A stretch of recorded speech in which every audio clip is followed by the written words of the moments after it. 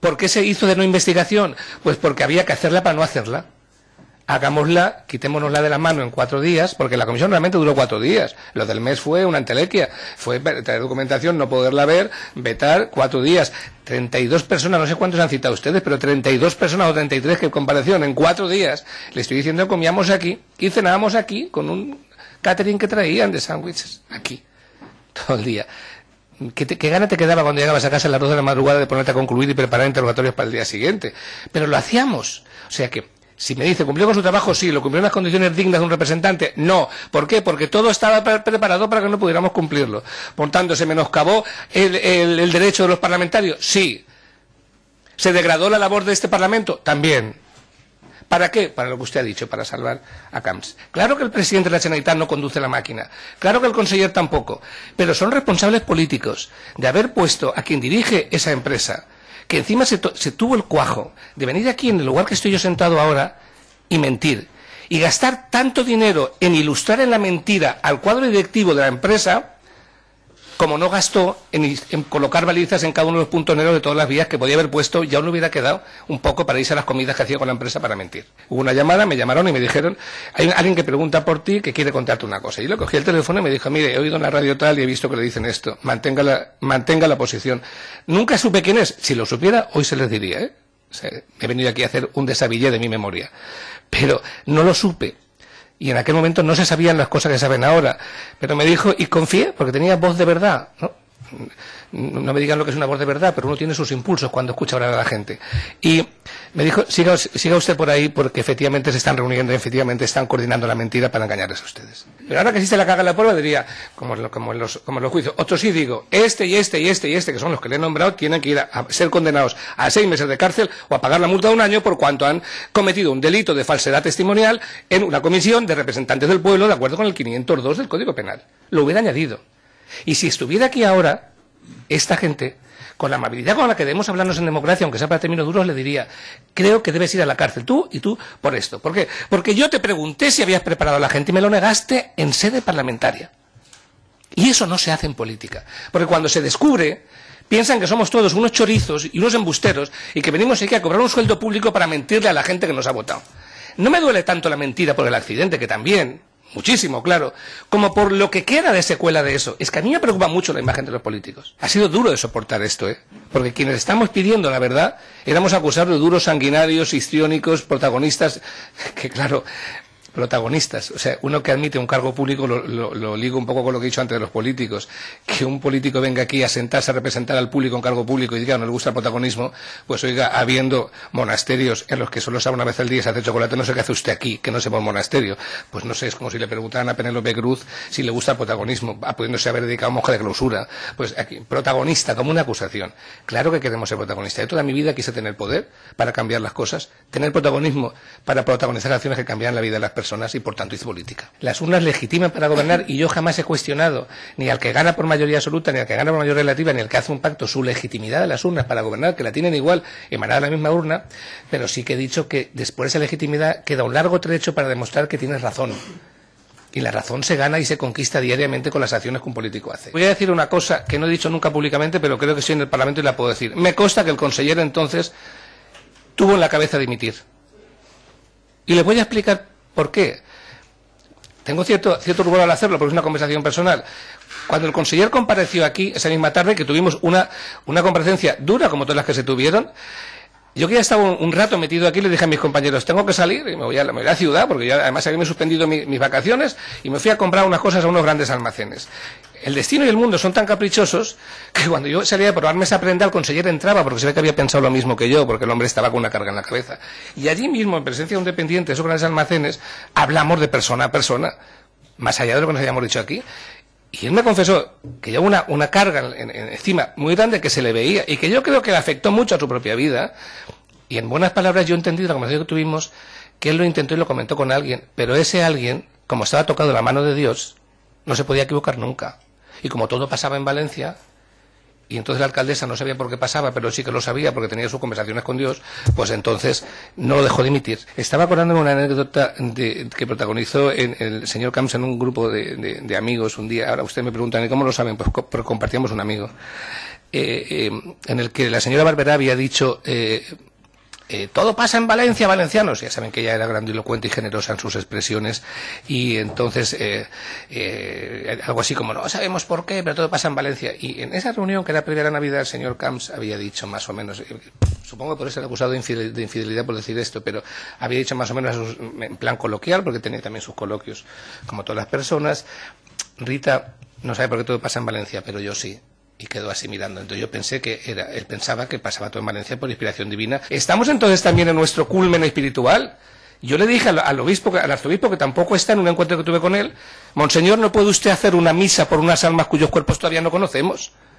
Porque después de elevar plegarias por las almas, aún hubo 2 muertos más. Pero era todo rapidito porque venía su santidad. También le dije: ¿qué opinará el Santo Padre que vive en Roma de que se estén haciendo ustedes un escabeche con su paloma? Pero eso no lo entendió. Y uno, cuando pasan estas cosas, se ha de reunir consigo mismo, después de reunirse con su partido y decir: ¿qué exigencia tiene mi ética?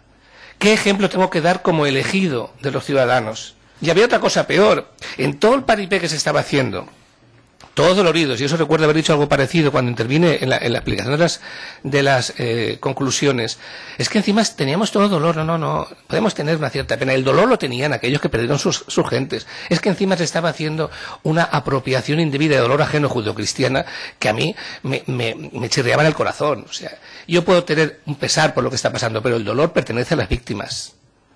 Y si tanto dolor tenemos, ¿por qué no degradamos eso? Porque en vez de tener sujeto en el balcón de la Generalitat el duelo, ese duelo ha estado sin elaborar casi 10 años. Yo se lo dije al presidente en un pasillo que tuvimos: hasta que no recibas a la gente, esas familias no pueden elaborar su duelo.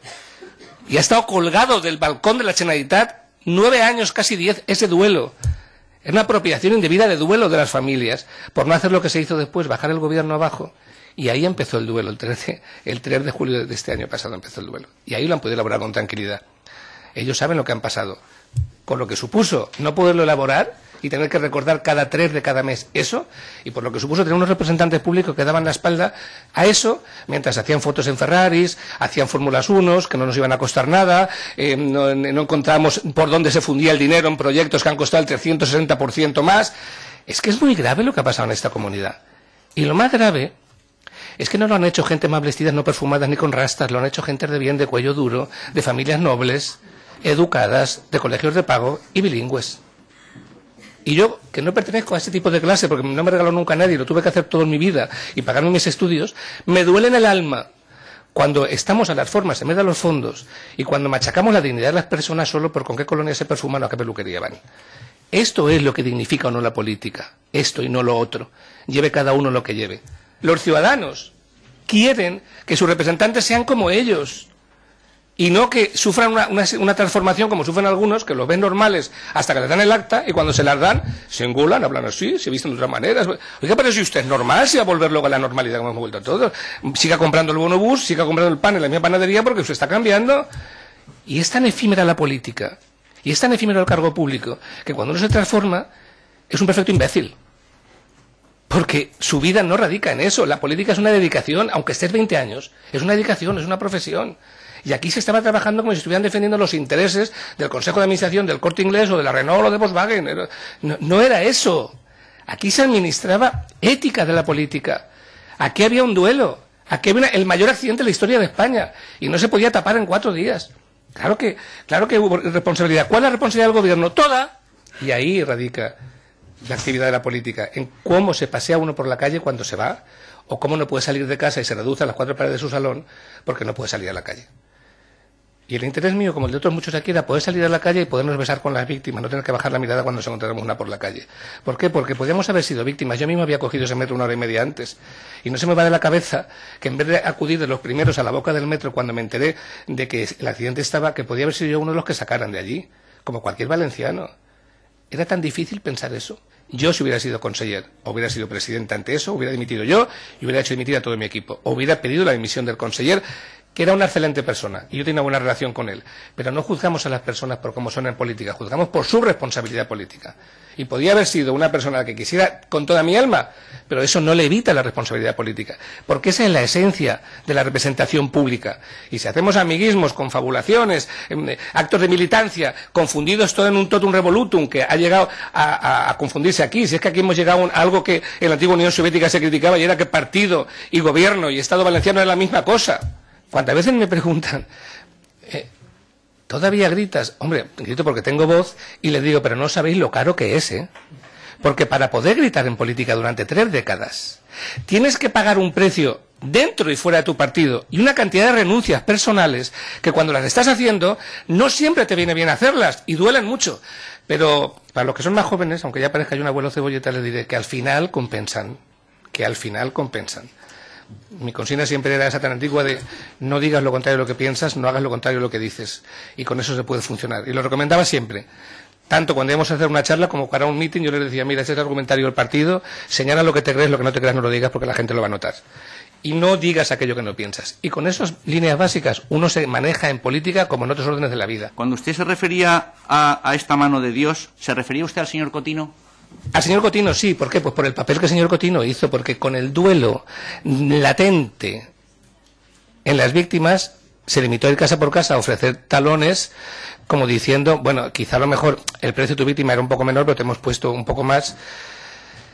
Es tan doliente que yo creo que eso tendría que tener una prohibición de confesión en la propia Iglesia Católica. Quien hace eso siendo miembro de la Iglesia debería ser excomulgado, porque estás en un duelo del mayor accidente de la historia de España, con gente que en un minuto ha perdido a su ser más querido o a sus seres más queridos, y le cambias la vida por un cheque a cambio de que todos seamos buenas personas y que nos encontremos en el más allá. ¿Ha presentado usted alguna denuncia por todas esas sospechas que dice que tiene sobre todas las personas, el gran cúmulo de personas que ha citado? Háganlo ustedes, ya saben quién mintió. Y yo he dado hoy aquí los nombres. Yo acabo de hacer una denuncia que la pueden elevar y que me llame a declarar el fiscal. Yo digo que aquí hubo gente que cometió un delito continuado contra el 502 y he dado nombres.